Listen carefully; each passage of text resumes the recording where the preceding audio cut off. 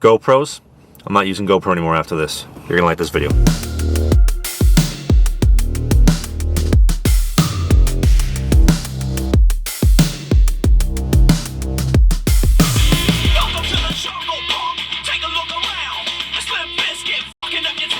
Now that doesn't get you fired up to work out at 7 a.m. during these pandemic times. I don't know what's going to do it for you, but today's video is very exciting. It's the Insta360 One-R, and specifically why this camera is so great and why these GoPros, I'm not using GoPro anymore after this. I want to show you a quick little montage of some of the best highlights I've been able to capture with this camera right here over the past 2 months. Then we'll get into it. Take a look.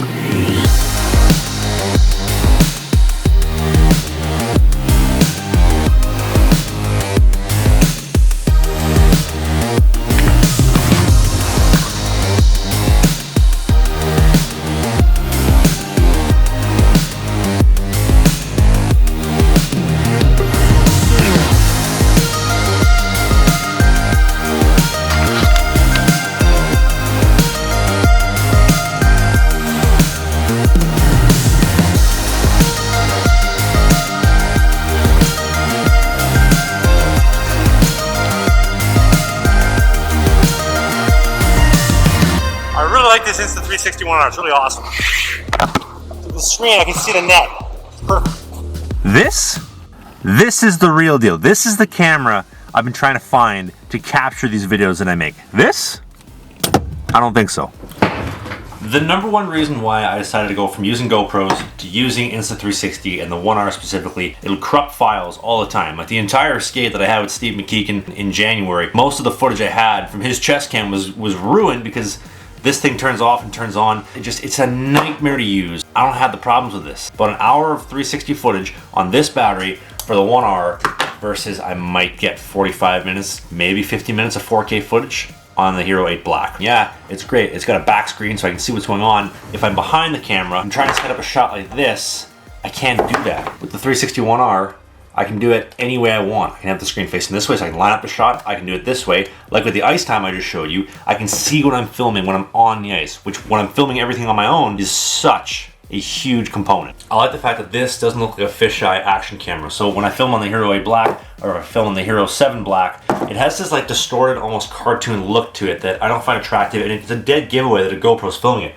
When I'm filming on this, it almost looks like a drone footage, borderline cheap DSLR footage. And yes, this is coming from somebody who's not a camera expert. I'm just some dummy who films himself in his ice times. This is from my first-hand observations, but this is the real deal. So for example, on the 360 mod, I can do 5.3K, I believe, at 30 frames per second, which is okay. By the time you punch it in on the 360, you're probably getting about a 1080 image. For the 4K mod, which is here, I can do 4K at 60 frames per second. I can also do it at 30 frames per second, and it looks good. It genuinely looks good. And the fact that every single mount I've ever mounted on my Hero 7, my Hero 8 Black, works on the One-R. Whether we're talking about the chest mount, we're talking about the jaw clamp mount, the suction cup mount, every dime I've ever spent in my lifetime on GoPro mounts works with this. I don't have to spend any additional money to get this to mount. I can spend more money on my camera, especially when this comes in at I think $700 or $630.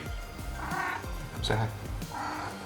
So the GoPro Hero 8 Black, which is this, is $512.90 on Amazon right now, Amazon.ca. Insta360 One-R Twin Edition is actually $800. So this is noticeably more expensive. With the Twin Edition, you get the 4K mod, the screen, the battery, and then you're also getting the 360 camera. So you're getting a 360 camera and the 4K camera. So you're technically getting two cameras in one, which is why you're paying more money for it.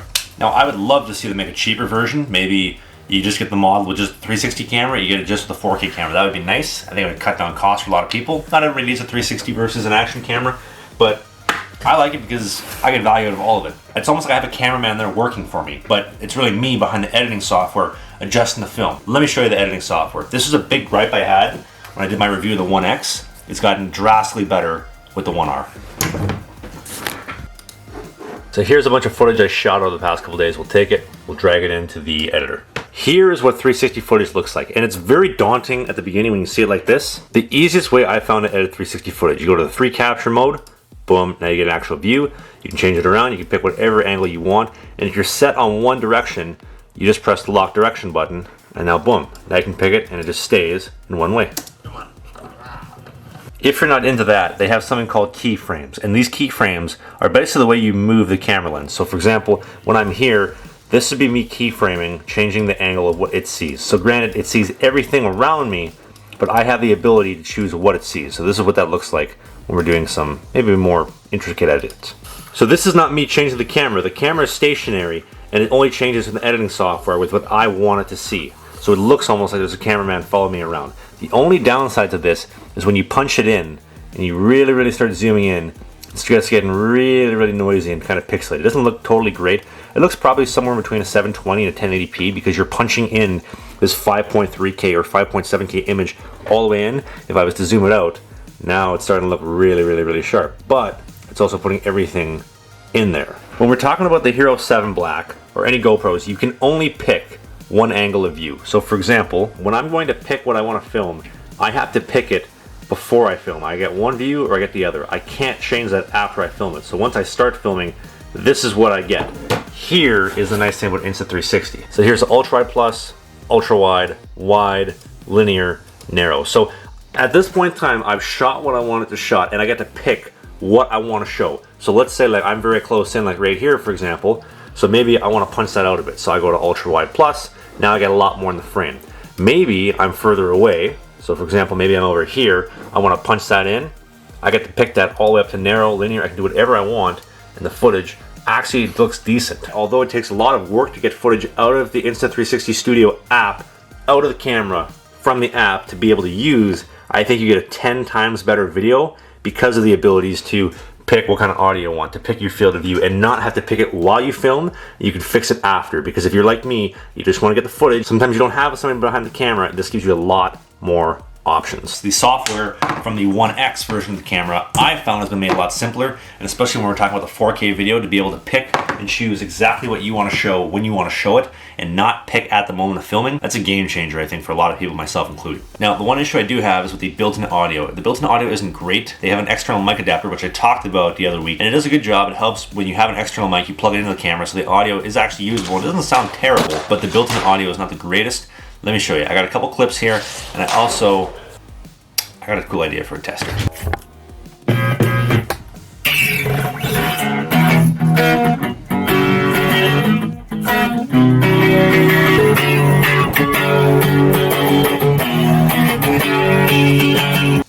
In the morning, holding the Insta360 Live. Insta360 One-R. Insta360 One-R. I don't know what the 1R stands for, but hey, this thing's pretty cool. The 360 camera is punching things in, so it's probably not your true 5.7K, your 4K, probably closer to 1080, a little bit noisy because you're punching in that 360 image versus you get the 4K on the Hero 7 Black. I would say the 360 footage on the One-X is slightly, just a hair better than the 360 One-R, but I think the 4K action camera footage in the One-R is better than all of it. And this 4K mod right here, this is the golden ticket to the chocolate factory, and I think this is the best camera equipment you could possibly own in the market in regards to making action videos on the ice or any other kind of sport out there. This camera has issues, and it has a lot of issues just like anything else on the market. So this here is where you charge the camera and where the SD cards go. And the biggest issue I have with it is that this little like piece thingy here, it is so flimsy. You put it in, it's coming in, it's coming out. It doesn't really make any sense to me like why they would put this piece, the cover for the SD card and for the charging port. This door pops out and then boom, you have access to your battery, your SD card and everything, watertight seal. This is good. But when you start making things like with the Hero 8 where it just kind of does whatever it wants and it snaps off so easily. This snaps off really easily with the Hero 8. This pops off really easily with the 360 One-R. This is the exact reason why my GoPro Hero 8 Black is dead, because it died in the ocean when this popped open and water went in it. Something I really think that they do need to fix for the next version of the One-R. If you want to pick up both the One-X or the One-R, any of the additions to the camera, there is a link in the description for all of them to pick them up at the Insta360 website. This video was really fun to make. It's probably one of the funner videos I've made in a while, and I want to cap things off by showing you some final footage that I picked up on the 360 One-R, just some highlights, and I will see you in the next video. Thank you for watching.